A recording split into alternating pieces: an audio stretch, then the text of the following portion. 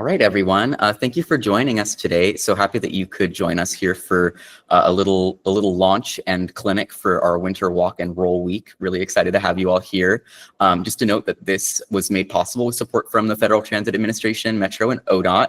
And a huge thanks to the Street Trust and Many for coming and agreeing to give everyone a little presentation about your multimodal choices during the winter and get some tips and tricks for that.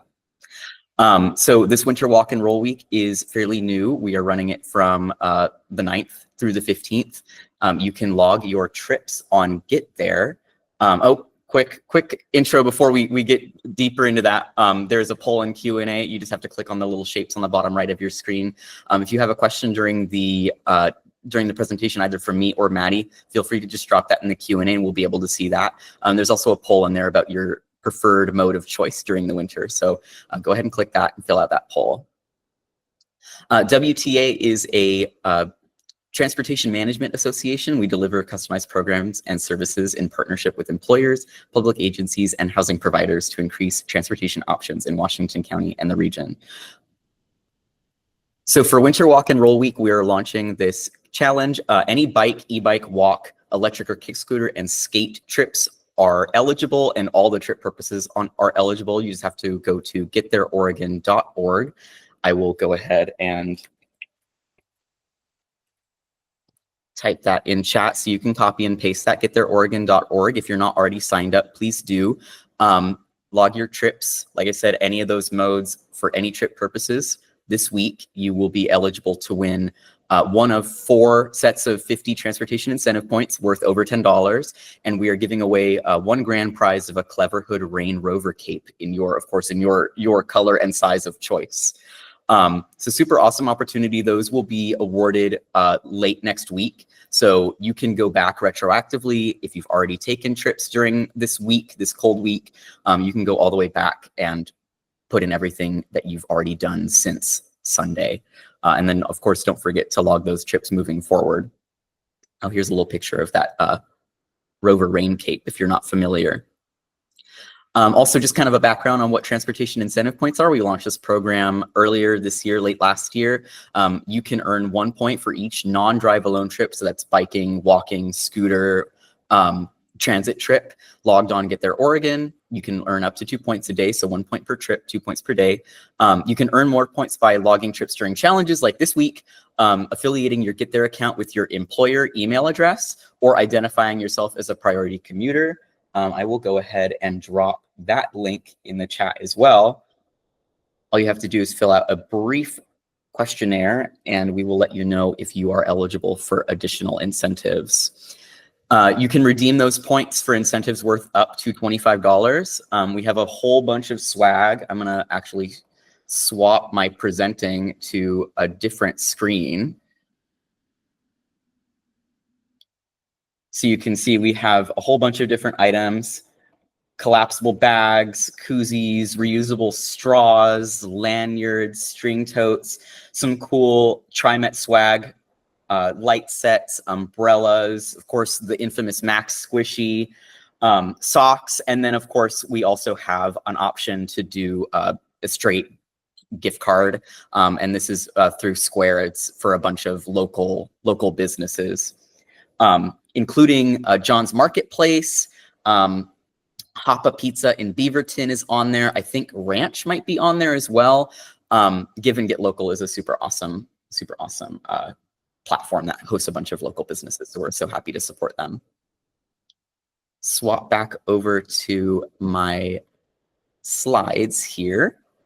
So please go ahead, earn those points, log those trips. Don't forget to log them on getthereoregon.org.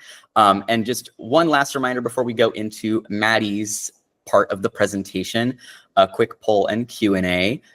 There's a button that looks like circle, square, and triangle on the bottom right of your screen. If you click that, you'll be able to access the Q&A portion. There's also a quick poll in there for your preferred mode of choice during the winter. Looks like right now transit is winning, and I have to say, I'm definitely a more of a fair weather biker, but like when the opportunity presents itself for me to use transit during the winter, I try to take it. I enjoy nice and warm on the bus of the Max. It's very nice to especially because walking to or from the Max station in the first place is kind of cold enough for me. Maddie, what about you? What is your winter mode of choice? My transit score is 36, which isn't that bad. So I tend to bike, but as I was telling you when I first joined, I'm getting over 2 months of walking pneumonia. So I've been busing a lot more than normal, and I do really like it.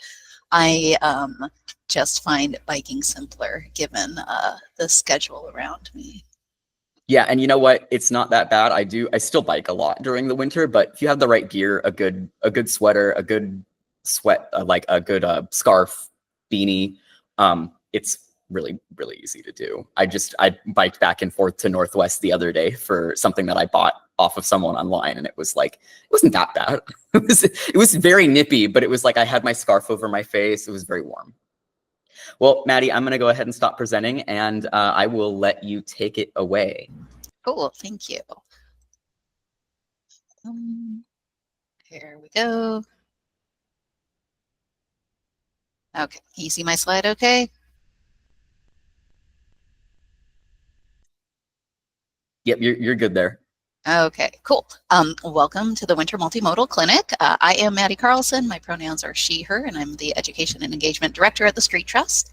I bike and take transit year round. I do not have a car, but I too will admit I prefer when the weather is warm and dry. But winter weather doesn't slow me down, unfortunately, even when I have walking pneumonia. So I'm eager to share the Street Trust's tips and tricks, as well as learn any of yours at the end. Put any questions as they come up into the Q&A, and we'll either address them as we're going through or talk about them at the end, and we'll also have time for your anecdotes and sharing your experiences. Before we get to the clinic, I'd like to share just a little bit about the Street Trust. We advocate for multimodal transportation options that prioritize safety, accessibility, equity, and climate justice. The Street Trust envisions a complete, safe, low-carbon, multimodal transportation system that contributes to equity and access, opportunity, health, and prosperity. The Street Trust is also a membership advocacy organization representing street users from the Portland metro region. We advocate to break the political gridlock to address unsafe and incomplete public streets that threaten lives and livelihoods, and to win policy and investments that save lives, reduce barriers, and expand opportunities to the people and neighborhood our current system neglects. In addition to this workshop, we teach a lot of other clinics like eBikes 101, legal clinics that cover bike and pedestrian law, and Oregon Friendly Driver, which trains people how to drive safely in areas where more people are walking and biking. Today, I'm going to cover the many opportunities the Pacific Northwest winter might offer, like rain, cold, darkness, wind, snow, and ice. Multimodal means walking or rolling or cycling or riding transit, as well as doing combinations of those. Winter doesn't mean you need to resort to getting in a car. You probably don't need to add that much stuff to your life to keep yourself comfortable, safe, warm, and dry if you'll be outside walking, rolling, biking, or waiting at transit stops. But for the products I will share, I'm going to mostly share do-it-yourself, DIY, and affordable options, but there's a whole range of pricing for everything. So if you have a favorite brand or a specific product you like, I would love for you to share it with us at the end or during in the Q&A. Also, winter products provide a ton of overlap. So regular, as a non-cycling rain gear, is usually perfect for biking. Most rain gear is also great at blocking wind and cold, and snow sport gear is water resistant enough to work well for cold or rainy conditions using any mode. I want to start with making sure you're being seen. What color you're wearing can make a huge difference. This really affects everyone, even folks who consider themselves only drivers, such as when they need to walk across a grocery store parking lot. Light clothing makes you 3 times more visible, and reflective clothing makes you almost 10 times more visible when lights are shining on you. A lot of our streets have 20-mile-per-hour limits, and that takes someone 64 feet to stop. For 30 miles an hour, it's 110 feet, and for 40 miles an hour, it's 165 feet. So it makes a big difference what you're wearing. Phone batteries drain faster in very cold weather, and they shut down completely when they freeze. Fun fact, which I'd imagine a lot of you know, that I had forgotten, the L in LCD screen stands for liquid, liquid crystal display. So that liquid can freeze, so the phones shut down to protect themselves. If your phone is where you store your transit pass or your saved bus, walking, rolling, bicycling route, you need to keep that phone powered up. Generally, keeping it in your pocket will do the trick, but there are insulated and or waterproof pouches on the market or that you can DIY that will also keep it alive longer. Just search for cell phone insulated pouch or cell phone cozy, and you can find cool recipe instructions for making them and products if you need to buy one. These insulated pouches are also good for keeping your phone from dying during very hot days in the summer too. I like bringing a portable power bank and cord with me while we wait for all of our buses to have USB outlets like some cities have, which are very cool. It's generally not so cold here in the Pacific Northwest that we have to be careful about wearing wool base layers. Cottons and synthetics should work fine. But if you are a wool wearer, it is great for cold as well as for rain because wool keeps you warm even when it's wet. Personally, I like using a non-wool rain jacket when it's wet out, but I know a ton of people who swear by thrifted wool jackets or upcycled wool ponchos, and they do the trick. Combining layers is great for keeping warm. For example, long underwear or nylons or tights under your regular jeans, or rain pants over your jeans, even when it's not raining, or a long sleeve shirt plus a windbreaker plus a wool coat. I know most Pacific Northwest folks don't use umbrellas, but that's okay because there are affordable waterproof coverings out there. There's a brand one of our Right to Own participants turned me on to recently called 33,000 Feet, and they have $40 rain jackets, including cycling-specific ones. And both Harbor Freight and Bi-Mart have very cheap emergency ponchos if you want to pick something up in person. And of course, you can DIY a poncho from a trash bag. That works fine in the rain.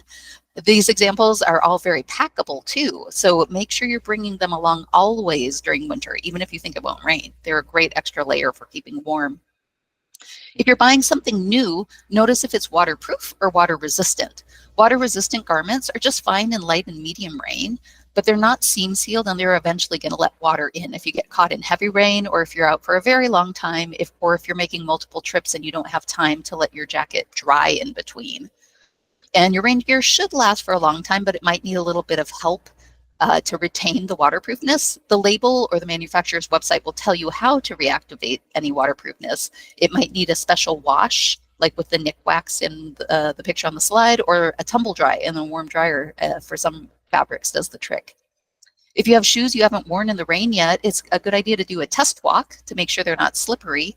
Even for shoes with nice grippy tread, watch your step. Avoid anything that might be potentially slippery, like metal grates, metal plates, wet leaves, wet grass.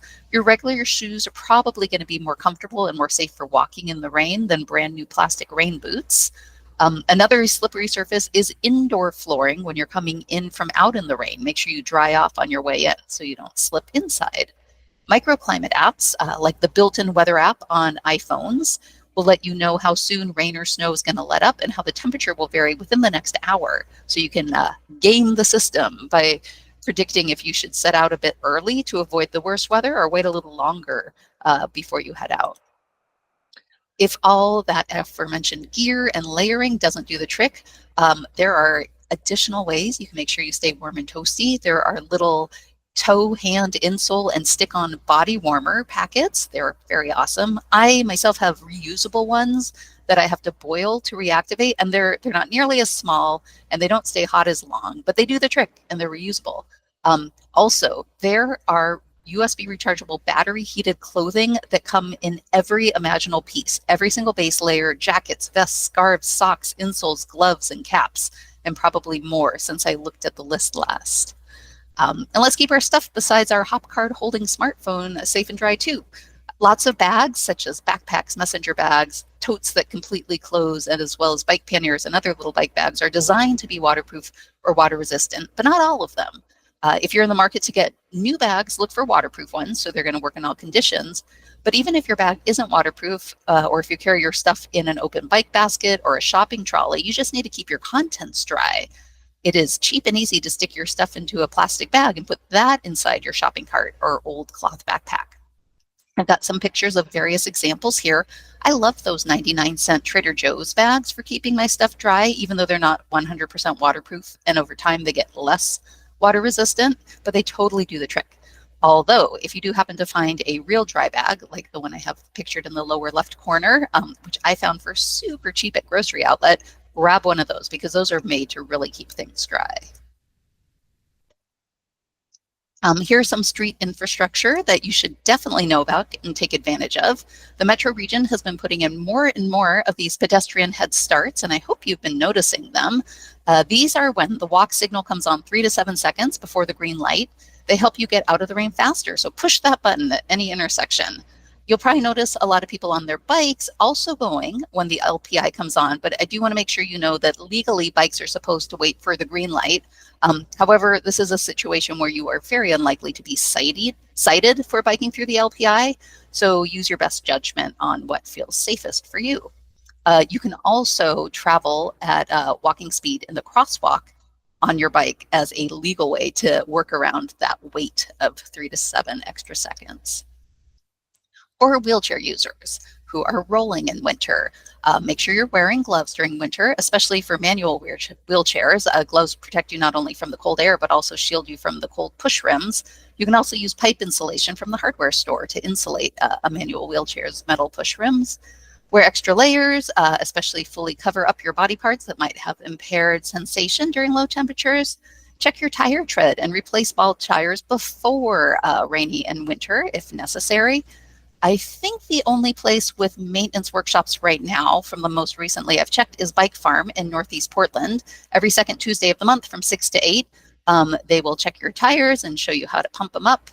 There had been a medical place in Milwaukee that did free repairs, but I do not think they're free anymore. If anyone happens to know of a place, please let me know in the Q&A or at the end. There are also snow tires for wheelchairs if it gets very snowy and icy. For electric chairs, do know that cold drains your battery more quickly, so keep an eye on your battery levels. If it's wet out, cover up your controller and joystick to prevent water damage. Plastic bags work great for that. And watch out for debris, like leaves in your caster wheels that can wear out your bearings faster. For folks using mobility aids for walking, walk slowly to prevent them from slipping out from under you. Put your cane and crutch feet fully flat on the ground so you have the most contact with the ground for best stability. If you don't already have rubber or other non-skid surfaces for traction, make sure you get those. And when entering indoor areas, wipe extra water off from the feet of your mobility aids so you don't slip. For transit in winter, I got most of these great tips from the WTA. Thank you.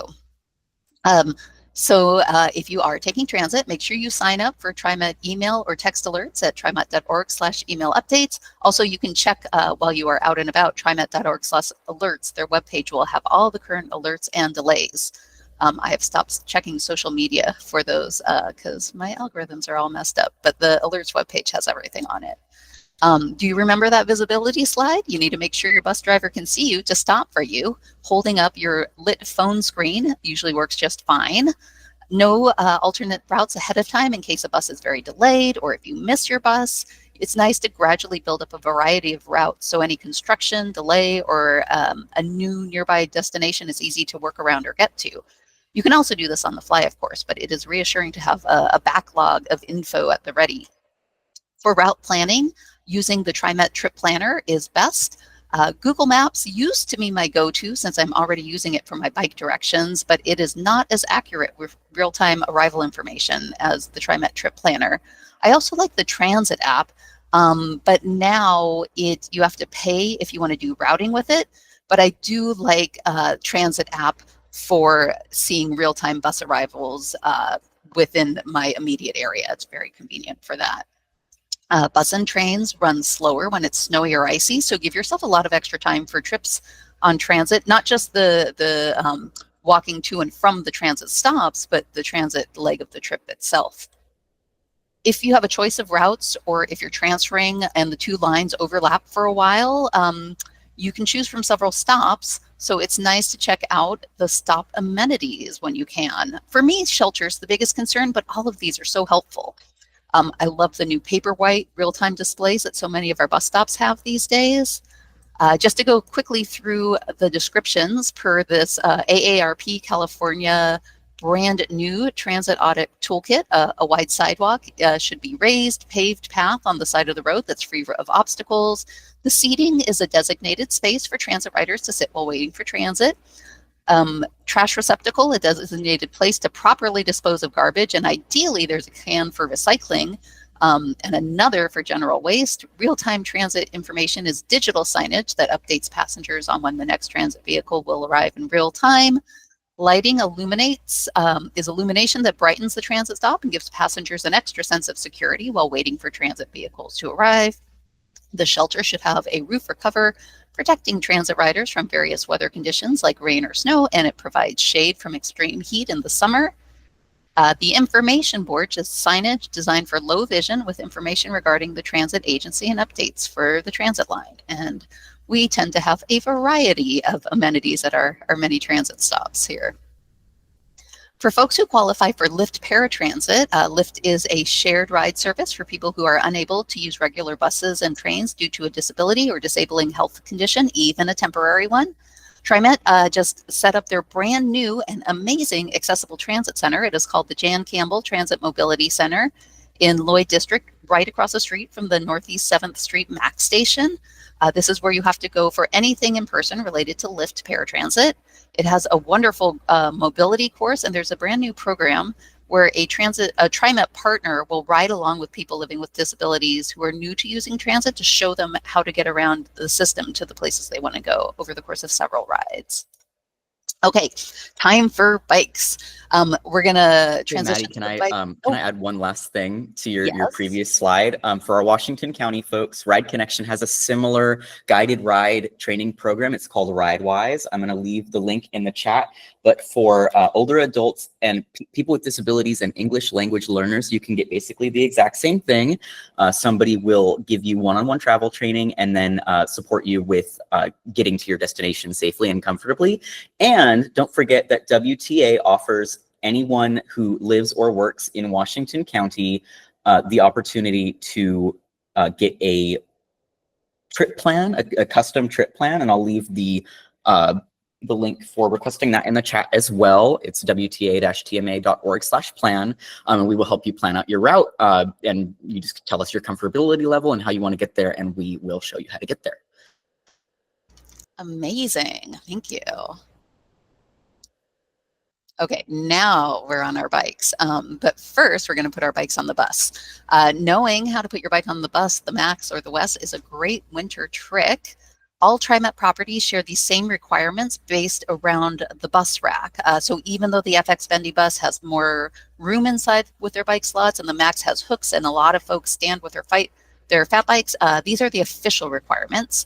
TriMet buses use the SportWorks DL2 rack. So if you travel to a different city that has different racks, their buses might have slightly different requirements.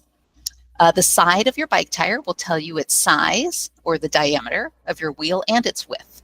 If it's raised rubber, like a lot of bikes have, like in the left-hand photo, you'll probably need to use your smartphone flashlight to read it. I certainly do. Not all sizes come in inches. So if your bike has 700C or 650B wheels, they will fit on the bus rack. And those two wheel sizes label their widths in millimeters. So anything less than 60 millimeters will fit. The wheelbase that has to be under 44 inches is measuring from the middles of each wheel, that length. Most regular bikes with 20-inch or larger won't be too short to rest in the tray safely. And also most regular bikes with wheels that are 29 inches or smaller won't be too long, but there are some exceptions. E-bikes, especially those that have mid-drive motors that have a big bulky area in between the pedals, tend to have longer wheelbases, and mountain bikes also tend to have long wheelbases to help with their stability. So definitely measure if you have one of those that you're wanting to put on the bus. Mountain bikes also tend to have wheels or tires that are a little too wide for the rack. I do want to point out that if you have a mid-drive motor on an e-bike, but it's got smaller wheels, like 20-inch wheels, that tends to shrink the wheelbase just enough for it to fit fine. Weight isn't always included on a bike specs online, so you will probably have to weigh it yourself if you and won't find it Googling. Road bikes tend to weigh around 20 pounds, mountain bikes tend to weigh around 35 pounds, but if you want to see what your bike weighs exactly, the simplest and easiest way to do it at home is to weigh yourself on a home scale, then weigh yourself holding your bike, and then subtract for the difference. It's a very good idea to practice lifting your bike at home ahead of time. It's kind of hard to do it the first time without a bit of practice. So first, remove all your stuff. It's fine to leave your water bottle on, but the bus driver will want you to take your panniers off. That also helps with making it lighter to lift.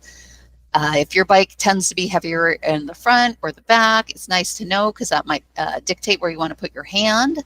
Here are a few options of spots that I like to lift from. The seat post, if it's not greasy, or the top tube near the saddle, or the seat tube right under the saddle near the rack. For the front, I tend to use my handlebars, fork, stem, or head tube, but these are just some suggestions. At one of my Put Your Bike on the Bus clinics, an attendee reached over their bike to grab the chainstay on the far side with one hand, and then held their down tube with the other, and that was their go-to method, and it worked fine. Here's an action shot from a clinic. One thing to keep in mind is where you're holding, like in this picture, check out the floppiness of that front wheel. If you're not holding part of the bike that's connected to the fork and the wheel, you can still guide that front wheel into the tray just fine, even though it's turned a bit sideways. But that might dictate where you want to hold it. The more a rack has been mishandled in its lifetime, the harder it is to get open, but it's always easier when you do it as a two-step process. So first you squeeze the handle all the way up, then you pull the rack towards you. Opening it gently will help ensure that it doesn't get even more mishandled and harder to use in the future. In the heat of the moment, it is easy to forget that you'll probably be standing very close to fast-moving traffic, so be aware where you're putting your body.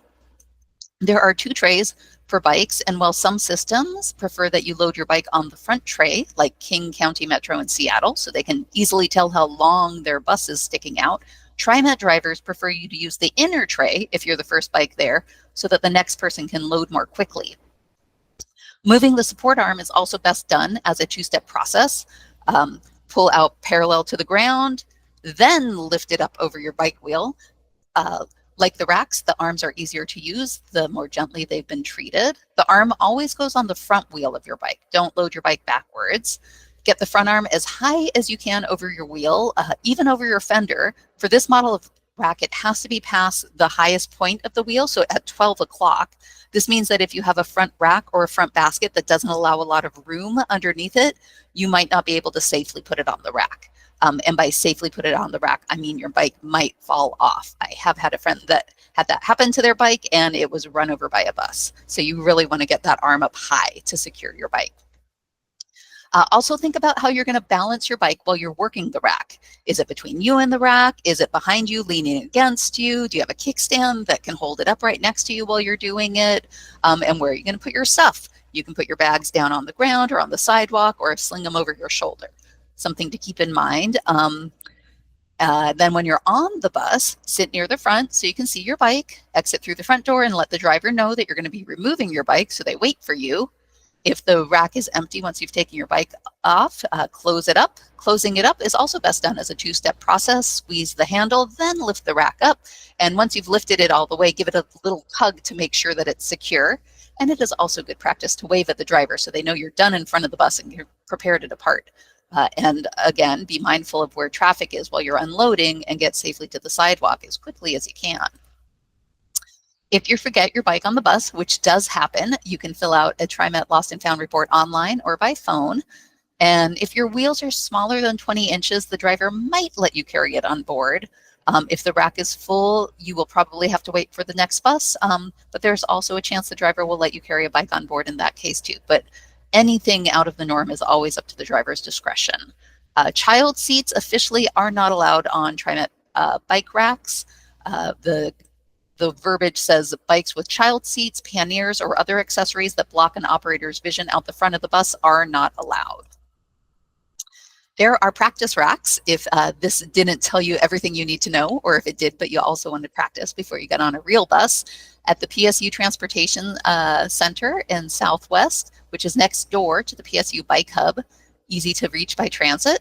It's open on weekdays. Community Cycling Center in Northeast Portland has an outdoor rack, which is usually available to practice on, though sometimes it's blocked with stuff. This is definitely not a guarantee, but some drivers will let you practice on their rack if they're on a 20-minute stopover. And oh, I should put this in the chat. I put in quotes the search terms to get to these two great online resources. TriMet has a terrific photo tutorial, and Peabot made a video with Nissy Cobb at Community Cycling Center. And they are very helpful to watch those. So let me put those in the chat.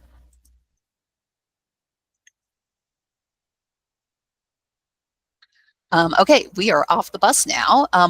I don't think there's a hand raise function, but I'm curious if there are any e-bike owners or e-bike curious folks out in the room, and I'm going to assume that there are. Oh, there is a hand raise function. Okay. I haven't used Google Meets in a while. I love it. Your e-bike owner manual, which should be easy to find online if you don't have a physical booklet, should be your go-to source for how to treat your battery. But here's some good general tips for lithium-ion e-bike batteries, which is what most e-bikes, other than the extremely cheap ones, use. Those cheap ones tend to use nickel metal hydride batteries, and those are the type that catch fire more often. So I'm not going to say you never have to worry about your lithium ion battery catching fire, but it is a very, very remote possibility.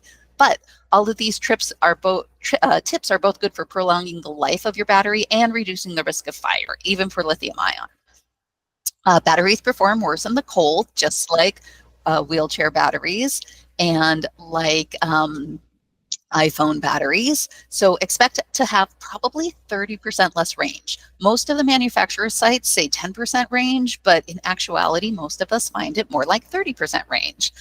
Same goes for in a hot summer, by the way. E-bikes are designed to get rained on, but do not fully submerge your battery or your motor into water. This is a huge one. Let your battery warm back up to room temperature before you plug it in to charge.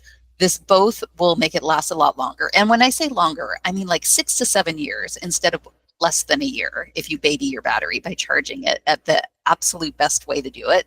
And it also prevents lithium plating, which can lead to fire. If you do end up staying off your e-bike this time of year, which is just fine, or at any point down the line for an extended period of time, don't neglect your battery. That also will make it die faster. You can keep it in the best shape by having it in a dry space that's always between at least 35 and 90 degrees, but the best specs for storage are keeping it between 60 and 70 degrees. Just the battery. You don't have to bring your whole e-bike inside, although all of the electronics of it will like being between 60 and 70, but at least the battery, if you can keep it between 60 and 70, and if it's going to be over 2 weeks, try to keep it between 40 and 80% charged. And if it's going to be months and months of not riding, check and charge your battery at least every 90 days to prevent it from completely discharging. Now, most e-bike user manuals and battery guides will tell you to always plug directly into the wall, but if you know that it's going to be hard for you to keep your battery healthy, it is okay to use a timer. Just make sure that you get a 3-prong one.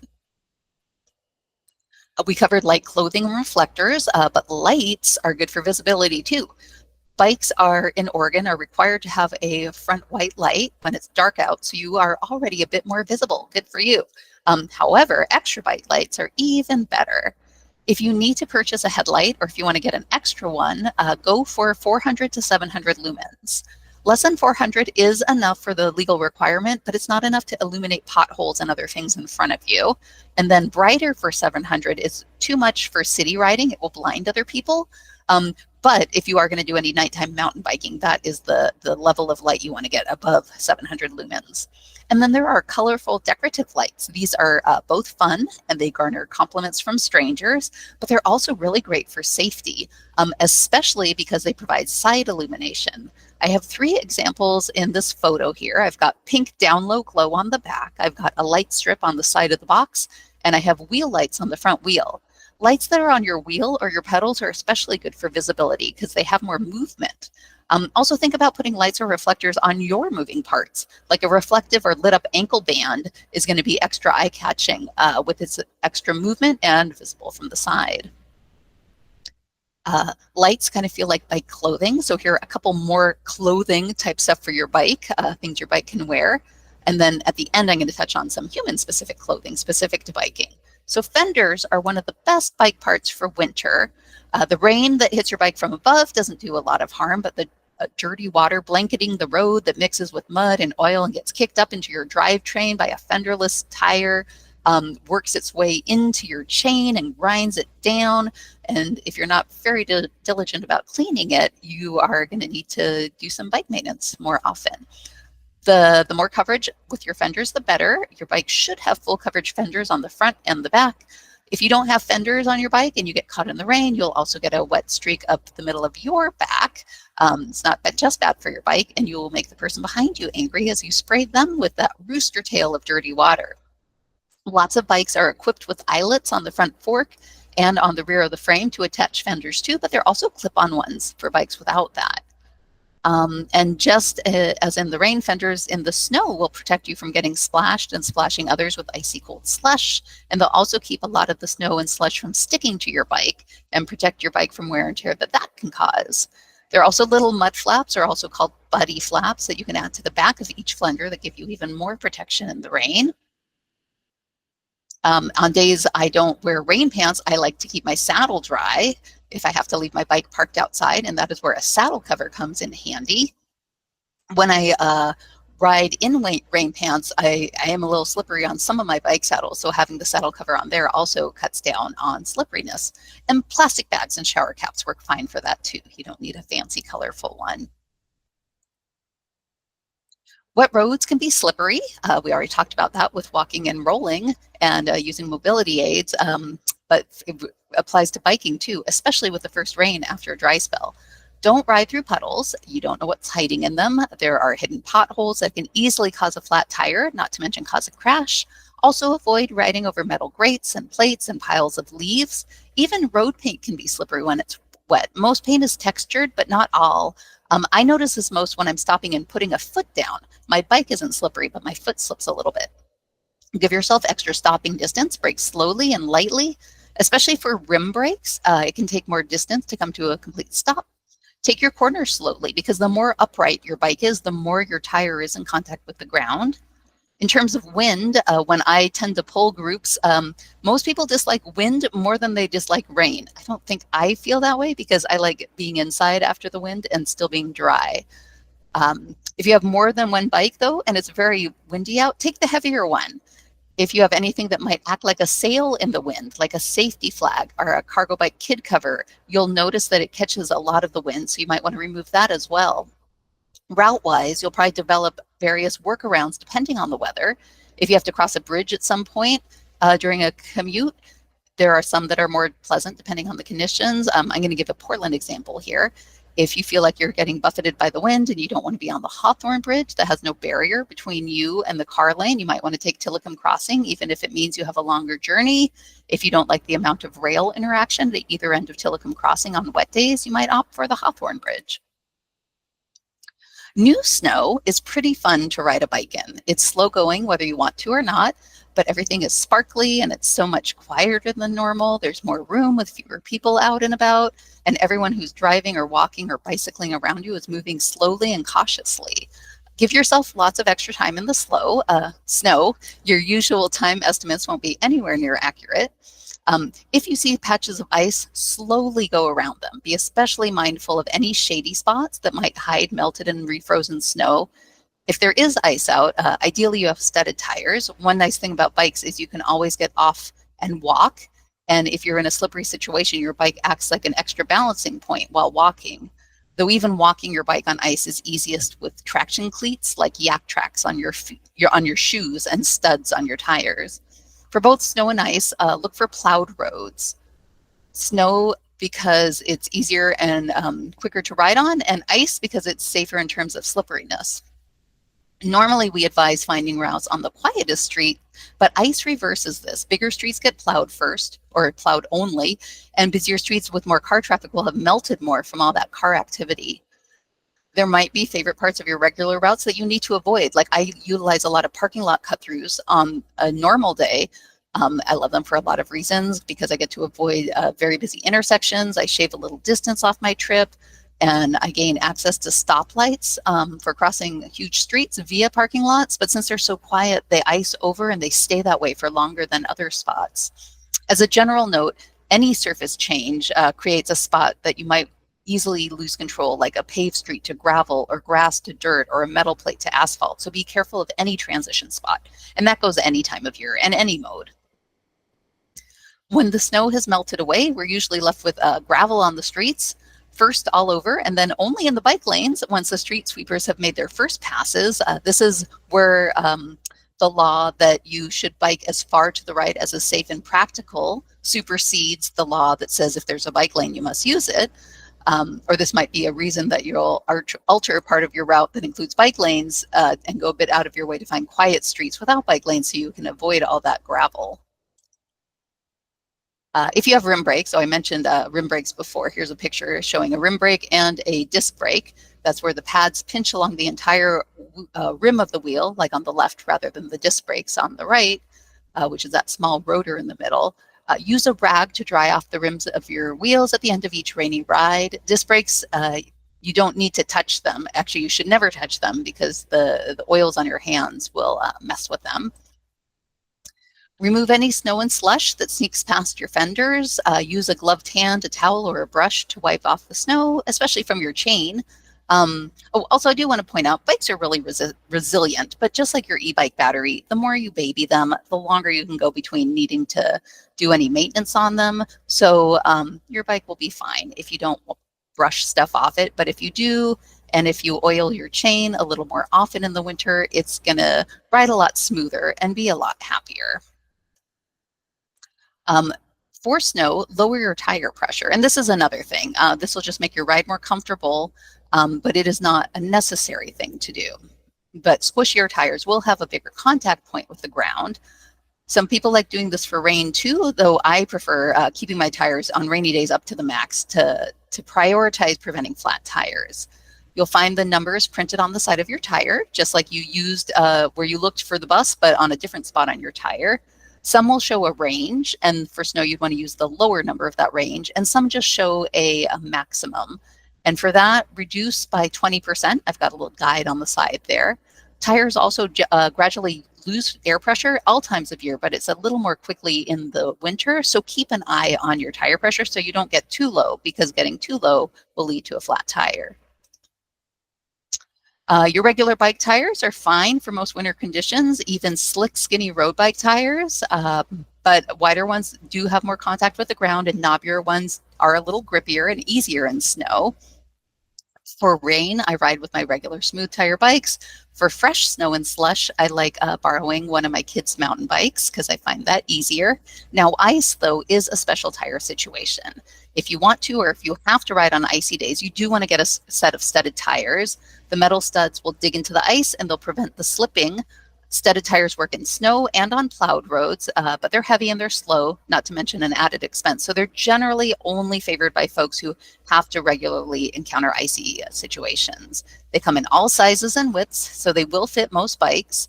One important thing to know about studded tires is that the new ones need to have their studs bedded in, which means you need to ride 25 miles on asphalt without bursts of speed or hard braking before they are ready for you to use in snow. So keep that in mind with timing your ice tire purchases.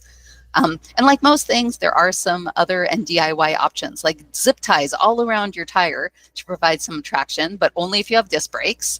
And Kickstarter tends to have a variety of fun various chains for bikes or zip-on layers of studs. Okay, I'm going to go quickly through what to wear on your body now. So starting at the top, there are several things you might want to add to your head. If you wear glasses, that can be a huge deterrent for wanting to bike in the winter. But there are a variety of ways to keep your glasses clear when it's raining, not to keep your face more comfortable, even if you're not a glasses wearer. Visors are great for this. You can make your own, but Debrim, this brand here, makes the biggest ones. They're nice and big because they were originally made to protect recumbent bike riders who are leaning back so they get more rain and sun exposure on their faces. A lot of people swear by removing the top little button of a baseball cap and tucking that under your helmet. There are also some bike helmets that have built-in shields as well as aftermarket shields that you can add to a helmet. Ski goggles are pretty great too. They come with prescriptions, or they also fit under, a lot of them fit over glasses. In that last slide, I was talking about putting a baseball cap under your helmet, and any layer that's not super bulky will not compromise the safe fit of your helmet. So add a layer to keep warm, like a balaclava that covers a lot of your face, or a knit cap, or your hoodie hood, or your jacket hood. If you don't have space under your helmet, there are a lot of ear bands or half face masks that don't need to go over the top of your head.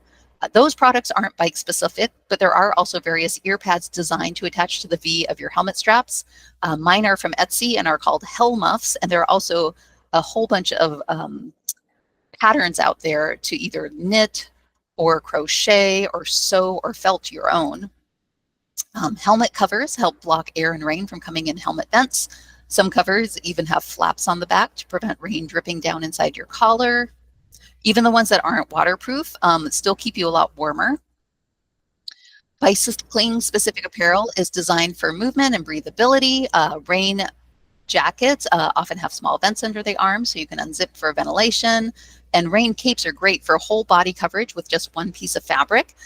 They often have an option to stick an arm through to signal or to keep your hands underneath, so they make a nice shield over your whole bike and your legs. At the start of cold weather, usually any cheap cotton glove will work fine on a bike, but then there are all these like layers that you can add to keep your hands warm. In addition to what I mentioned before, the USB rechargeable gloves, which are amazing. But there are mittens, layering 2 sets of mittens or 2 sets of gloves. I love my handlebar mittens. They're also called pogies if you want to search for those or search for a pattern for making those. One very cool thing about a lot of bikes handlebars is that they're the same diameter as motorcycle handlebars, and there are heated grips that you can get that will fit on your bike. For rain pants, that 33,000 feet brand makes some cheapy ones, but one thing about rain pants is the cheap ones tend to not cinch in tight around your ankles. It is nice when they're nice and wide or have a zipper so you can pull them on over your shoes, but then when they're too wide, they tend to rub against your chain or get caught on your chain. That can be remedied with a do-it-yourself or a nice reflective ankle band or hiking gaiters. But rain pants is one where the more expensive ones are better quality and are more comfortable and do fit better. There are also rain chaps if you tend to overheat like me, that just cover the tops of your legs, which tends to be the part that gets the wettest. Rain skirts are not commercially made for biking, but they're cool hiking ones. I've seen Vespa ones and do-it-yourself ones. Those are pretty convenient too. When it's super cold out, I just dig out my decades-old snowboard pants, and those are water resistant enough and keep me warm enough, even though I can't zip them up all the way anymore. And finally, feet. I don't find rubber rain boots comfortable for walking in, but I do find them comfortable for biking in. But then I also have waterproof socks. That's an option. There are shoe covers, and there's the age-old trick of putting a plastic bag over your sock under your shoe, and that keeps your foot nice and dry. I'm going to go through these super quickly. Bring an extra layer if something is getting wet, and then you don't have to worry about being wet all day, and that can apply to any article of clothing in any mode. I have a boot dryer that I love, and I just want to remind you that you are not made of sugar. You won't melt, and there is no such thing as bad weather, just bad clothing, as Jordan mentioned at the beginning. Here's my contact information if you want to get in touch. A little more information about the Street Trust at thestreettrust.org, and I'm going to stop sharing screen so we can do any questions or read stories from the chat. Thank you, Maddie. That's all such great information. I found myself nodding my head and following along. A lot of those tips are things that like I've either learned the hard way or things that I just preach to people because I learned them from you or just other bike advocates. You know, people who are really interested in it. We did get a couple of Q&A questions. So the first one was from Rachel. She left a link to like a light vest, and I've seen a lot of like joggers wear stuff like this. Looks like it's a pretty decent deal, and it's on sale right now. So if you're interested in more, it's like RGB and everything. I don't know if you can see the picture of it, Maddie, but it looks really cool. If you have a mild budget, I think is it $55, $56. That seems like a pretty decent deal for personal reflective and light up, not just reflective, light up gear, and also like something to bring to the Winter Light Festival this week. If you are planning on going to it, order that now. Needing a ride on Saturday.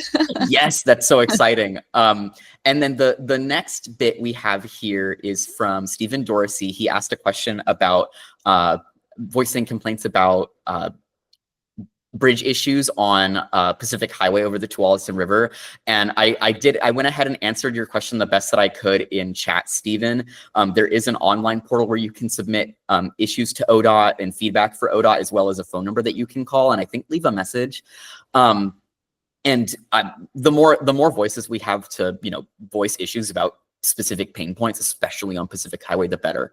So I would encourage you to leave as much feedback as you can to as many outlets as you can, and that specific roadway is owned by ODOT, so that's the right place to go. As far as, because I'd like to help you find alternatives. I know that there's really not many alternatives to cross the Tualatin River. I'm happy to help you find an alternative that works for your route. Like the immediate one that jumps for me is the, I think it's Kia Cuts bicycle and pedestrian bridge that goes through like the Cook Family Park and the Durham, on the Durham side of the tracks. It's kind of a jog over. It's definitely going to take you longer if your like source and destination is like basically immediately on either side of the river from Pacific Highway. It's like, I want to say almost a mile, or like, yeah, it's probably like a whole mile east of Highway 99. But for the kind of bicycle rider that I am, I would not chance it on Pacific Highway personally, just because I know how people drive on that, because it's basically a freeway at that point over the river there. So that would be my go-to. But please, I went ahead and left a link to our route planning page there. So if you put in your source and destination, we'd be happy to help you find an alternative route that works, and we can even try to figure out, a better way to get you around that. And then I know someone just left a Q&A here for PDX Reporter. That's great for everything that's east of the Washington County line. West of the Washington County line, it gets a little bit weird. I would say reach out to us if you're ever confused about like, hey, I have this specific area that like I want to talk to whoever owns the roadway, is to leave suggestions or talk about like a pothole or gravel in the bike lane, etc. And we're happy to help you try to figure that out, because it's frankly pretty difficult to figure out sometimes who owns what roadways or who handles maintenance, because it can vary within hundreds of feet. One roadway owner managing the intersection versus another roadway owner managing the actual roadway on either side of it. It's really fun to try to figure that out. But I just want to like leave really quickly, let people know that Q&A section is down on the activity section on the bottom right of your screen. There's a button that looks like a square, a triangle, and a circle. If you click on that and then click Q&A, you can leave any Q&As for us. We have a few minutes left here, and we're happy to answer those questions still. And then Maddie, I wanted to go back to the poll that we had down there as well. It looks like transit is winning just by 1 vote. So I think we're on the same page here about, we might lean toward transit a little bit in the winter, but it's nice to be able to have bikes when it's nicer out. Like today, I'm like looking out my window and seeing that it's like blue skies, no clouds, to lean on when it's not wet. Nice, go transit. So I'll just leave the Q&A open for folks who want to. Also, I left all of the links to Maddie. You put the Bikes on Bus and the Peabot video in there. Perfect. And I put links to the Ride Connection, travel training, and our trip planning services in the chat as well. So feel free to copy those. Yeah, the DIY options were great, Maddie. Cool. Yeah. Sometimes that is the best way, because it's so hard to find stuff, especially in like larger or smaller sizes. The only things I think I do buy new are bicycling rain stuff, but whatever I can DIY, I do. Certainly helpful. Oh yeah, if someone does have like a favorite rain jacket that is not super cheapy or a trash bag, let me know what your favorite is. I do love Showers Pass. They're local. I have a water resistant Rogue hoodie that it does the trick. Although one of the zippers on a pocket doesn't work anymore because it's quite old. But yeah, I do love hearing what people's favorite products are. I was just about to say Showers Pass. I love to patron a local business, and I have good friends that work there as well. Admittedly, like it is decently pricey. Like it's not very expensive most of the time, but it's like it's right along with where you would think, you know, a nice waterproof rain jacket is in terms of price. But they're very great quality and they're local. Well, that's the thing. Yeah, like with rain gear, you can't go wrong because if you spend more, you're going to get something that works a lot better and lasts a lot longer. So, yeah, don't feel Also, they have like a seamstress in-house. So like if anything ever happens to your gear, well, I don't want to say this like it's matter of factly, but I have heard from their employees and from customers that if anything ever happens, if you, Caitlin just mentioned to check out the Next Adventure bargain basement.